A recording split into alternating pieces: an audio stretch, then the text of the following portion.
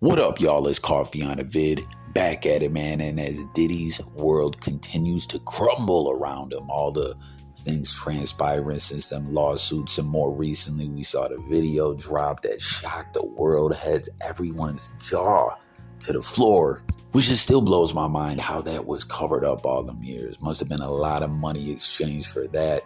Yesterday, we saw confirmation that the feds are indeed in the works of putting a case together against him. An indictment may be on the way sooner rather than later. We'll have to wait and see. Just all this stuff, the veil continues to be lifted over what has seemed to be a mirage for years of this public persona we've seen of Diddy. As there's been allegations for the longest time, Billy Joel voice, right? But things always got written off as just disgruntled former employees or people not reading their contracts close enough, not being smarter with their money, etc. But more and more, it's just seeming like he's really always all along been this foul individual. It wasn't just talk. Well, now Voletta Wallace, Biggie's mom, has spoke out to the media, and man, she had some ish to say. She even want to get physical and slap the fluck out of Diddy. You hear this? She said, I hope to God, I want to slap the daylights out of Sean Combs. She said, I hope to God he sits his own mother down and spills his guts and apologizes to her. As we know, Voletta Wallace, a church-going woman, an educator, just a very nice lady, man. And, you know, her son, the late, great, Notorious B.I.G, had dealings with Diddy, and for the most part, Voletta Wallace is, you know, her speaking to the media and whatnot has been limited over the years, but she's never really said anything negative against Diddy until now. And Rolling Stone did this piece. They're saying they took 6 months and really did a deep dive, just going all the way back to the beginning of Bad Boy, prior to Bad Boy, all that. And they ended up speaking to her, it seems, as a part of this. And people, she says, I'm sick to my stomach. I'm praying for Cassie. I'm praying for his mother. I don't want to believe the things that I've heard, but I seen the hotel video. I pray that he apologizes to her. That video really just changed everything. You know what I mean? It's like the time in which that came out, everything coming together now, the feds, it's just wild, man. She had more to say. She said, I hope that I see Sean one day, and the only thing I want to do is slap the daylights out of him. And you can quote me on that because I liked him. I didn't want to believe all the awful things. I'm so ashamed and embarrassed. So, you know, it's just sounding like I said, that veil is lifted. Maybe I don't want to say was on the fence of how Diddy really was, but you know what I mean? Y'all ever had a situation like that where you know someone and there's all this talk about them and you're like, is it really real? What, like, you know what I mean? And in this situation, obviously she had dealings with him. I'm sure a lot of times dealing with Diddy, and ultimately you heard her. She liked him, you know, she's feeling probably manipulated all these years like a fool. That's never a good feeling. And this investigation that Rolling Stone did, they also, like I said, they went all the way back. And, you know, there's a situation, I guess, where back when Life After Death was dropping, right? After Biggie lost his life, once again, R.I.P. to one of the GOATs. Rolling Stone had been, you know, talking to Bad Boy, Diddy, staff at the label and everything, as this was a big time. This posthumous album was coming out. I'm sure a lot of y'all remember back then. Comment if y'all remember back 97. I remember when Hypnotized dropped. It was crazy. I just saw something too that Biggie and Diddy did Ecstasy for the first time that video came out. Ain't that crazy to hear that hit the scene, man? I don't know, man. Who knows? Let's not even go all the way there. But it was just a crazy time, man. And that album, like Ready to Die, was huge. But when Life After Death hit the double disc CD, remember those days? It was larger than life, man. And that first video came out, you know, this time, a lot of people are saying Sean Combs had it all played out, had his plan all in place.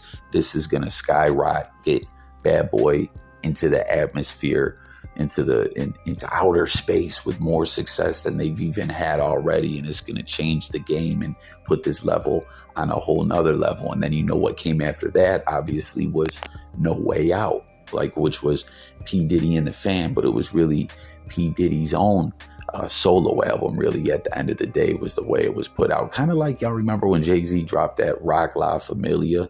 I thought that was really going to be more like a Rockefeller compilation, but it was really put like Jay-Z featuring such and such, Jay-Z featuring Beanie Siegel. It ended up being a Jay-Z album rather than the Rock team. And that's pretty much what happened with the No Way Out album as well. And getting back to what I was saying, someone at Rolling Stone, I guess, was talking to a employee of the Bad Boy label, right?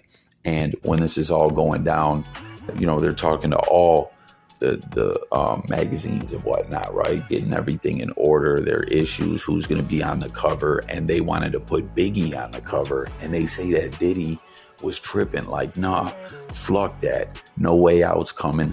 I got to be on the cover of that magazine. And this Bad Boy employee, I guess, even said, like, yo, you'll have your time again. You know what I mean? You got your whole life ahead of you. You got this label. You got all kinds of talent signed to the label. Like, you will have your time.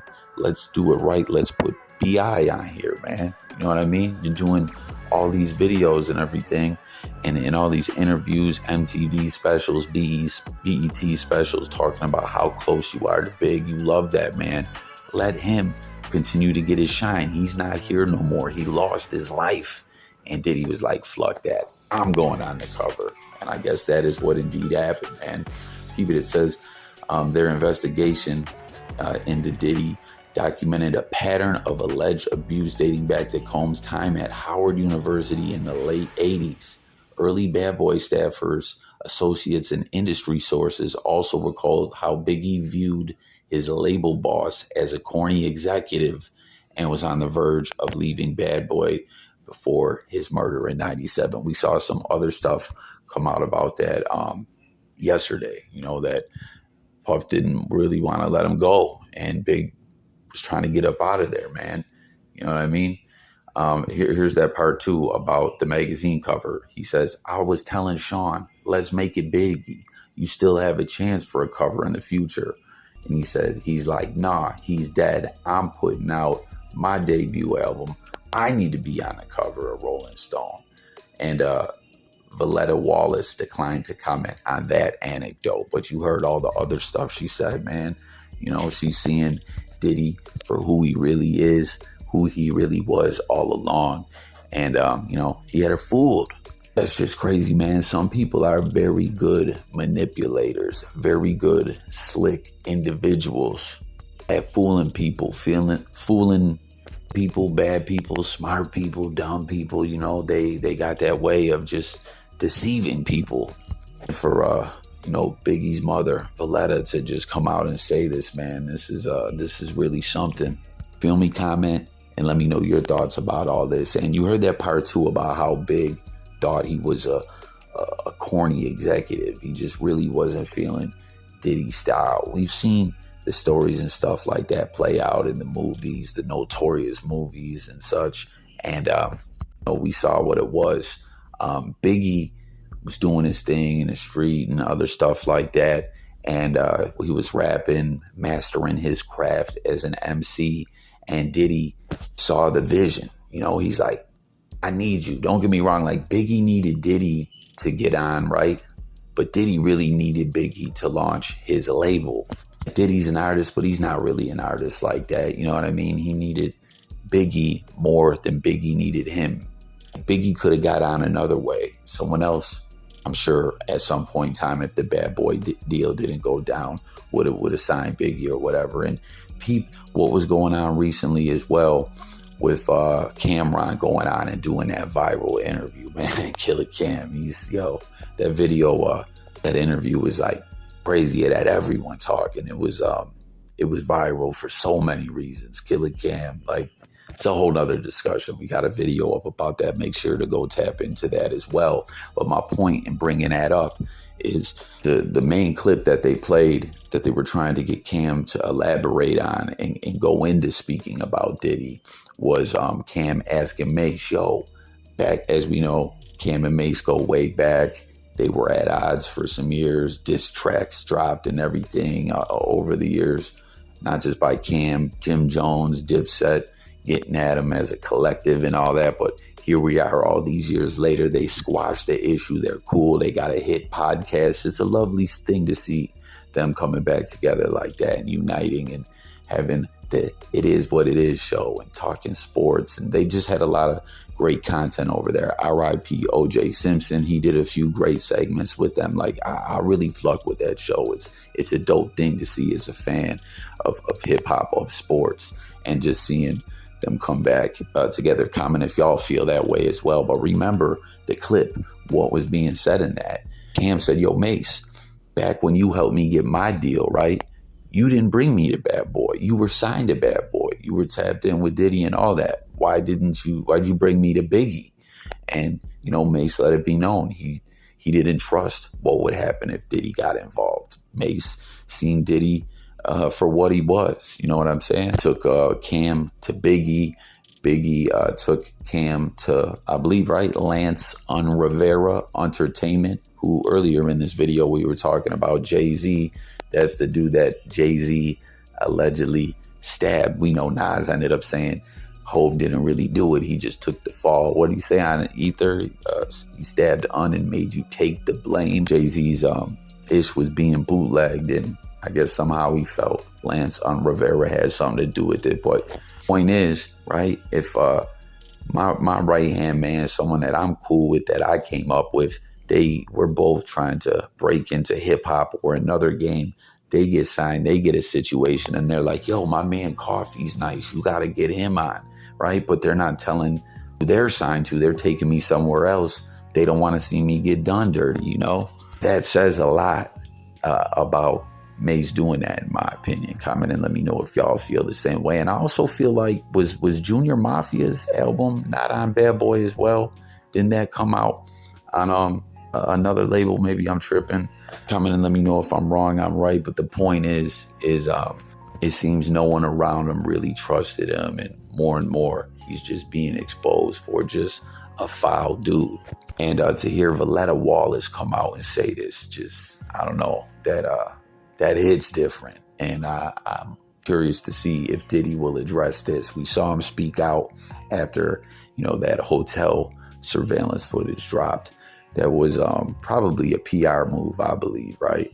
And a bad move, according to 50 Cent. He was saying this was a bad move. A lot of people just did not feel it was sincere. And at this point, not just speaking about the feds putting, the case together and everything else, just speaking of Diddy's reputation, any momentum that he could have to be in the spotlight again in the future, or his label or business dealings or anything like that. Like, he's just going to have to fall back into the cut, is what I believe. But what I really, really believe, and I've been saying since all this first started, this has all spelled out. Federal RICO is coming. That's been my opinion from Jump Street. We see the feds got something going on, and I don't know, man. I give it another 6 months tops before we see him formally charged. But that's just my thoughts, my opinion, my take. Let me know yours below in the comments. Subscribe to the channel. Stay tuned for updates. It's Coffee, and I'm gone, y'all. Peace.